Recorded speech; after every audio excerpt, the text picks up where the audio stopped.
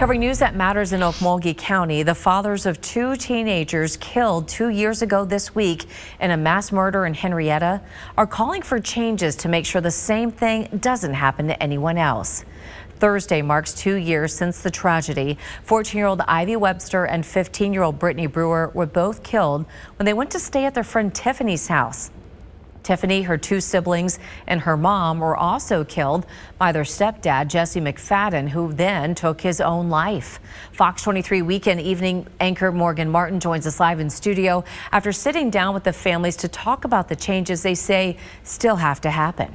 Shay, they told me they're not holding back any longer and have repeatedly been failed by a system that's not doing enough to protect children from sexual predators.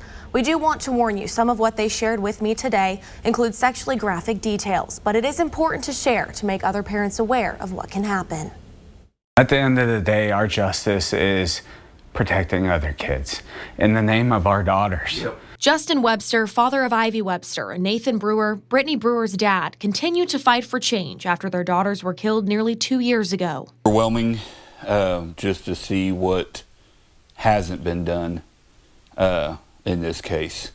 Even though we have made some progress, thanks to OSBI doing their investigation. Now, nearly a year after being briefed on the case by an OSBI agent, they're bringing some of those details to light on what happened over the course of that dark weekend. And the whole point of all this and getting the story out there is to show every parent out there what these monsters are capable of, and they are monsters.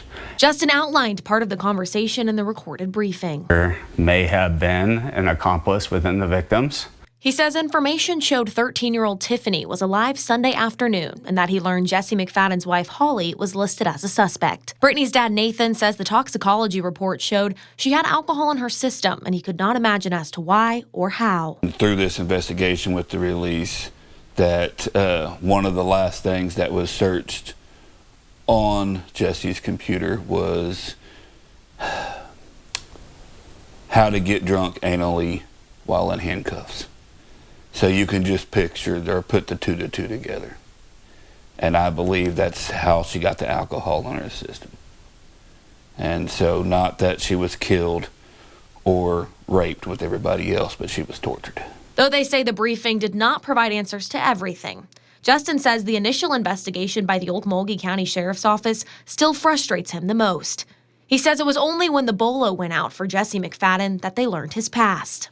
We actually didn't find out who he was until we were like, why is he in a jumpsuit? And then we started looking it up. McFadden legally got out of prison for serving 85% of a previous rape sentence, even though he was already facing new charges for sexting an underage girl while behind bars. Justin says now it's time to turn the focus to our politicians in Oklahoma. Nathan says it's time to step up as leaders in our state and start passing bills to protect kids. The whole reasons why I'm running for state senate here in 14 days is I've got 2 bills already drafted that will protect children.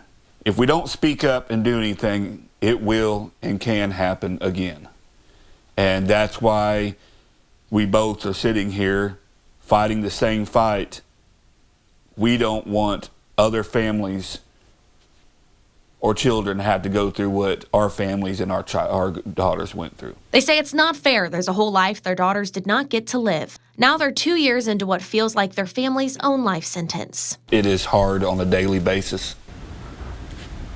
I was supposed to take her to get her license just last week. Now, Justin is also calling for the resignation of Okmulgee County Sheriff Eddie Rice for his department's handling of the investigation. I reached out to the sheriff's office by phone and by email today for comment, and I'm still waiting to hear back. Justin also wants District Attorney Carol Iskey to release the investigation report.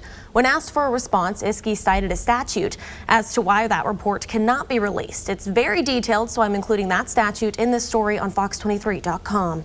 Live in studio covering news that matters, Morgan Martin, Fox 23 News. Thank you, Morgan. Back in 2023, Sheriff Rice previously told Fox 23 he released the scene because the person responsible for the crime is dead and could not have been held accountable. 2 years later, the State Bureau of Investigation says their investigation into the murders is still ongoing.